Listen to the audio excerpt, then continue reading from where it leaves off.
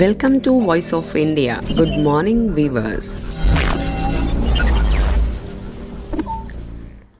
At least 8 persons died and around 20 were injured after two trains collided in Vizianagaram district on the Howrah-Chennai line on Sunday evening, a police official said.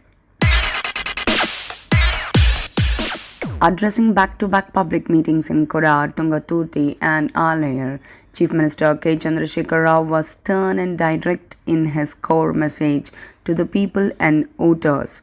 You must use your vote, the most potent and powerful weapon in a democracy, for the good of the state and its future, and not waste it by voting for false promises and hollow words.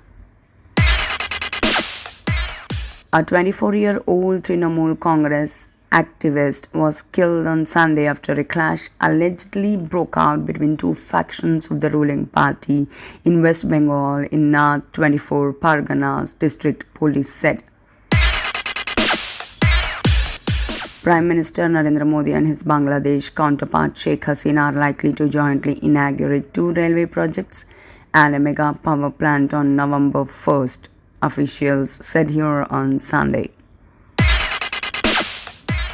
Internet and phone services are gradually being restored in the Gaza Strip on Sunday, October 29th, after a complete interruption of service that lasted approximately 36 hours. Asim Jamil, son of renowned Islamic scholar Maulana Tariq Jamil, passed away in Punjab's Talamba, his family said.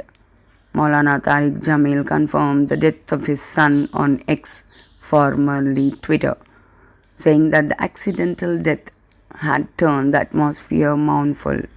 We request you all to remember us in your prayers on this sad occasion. May Allah grant my son a high place in heaven, he said. A highly anticipated boxing fight between Tyson Fury and Francis Ngannou in Saudi Arabia's capital Riyadh on Saturday night, October 28th, was attended by numerous high-profile celebrities across the world. Jasprit Bumrah and Mohammad Shami breathed fire in their magical opening spells after Rohit Sharma's rearguard 87 on a challenging pitch as India hammered England by 100 runs for their sixth straight win in the World Cup here on Sunday. Like, share and subscribe. Thank you for watching.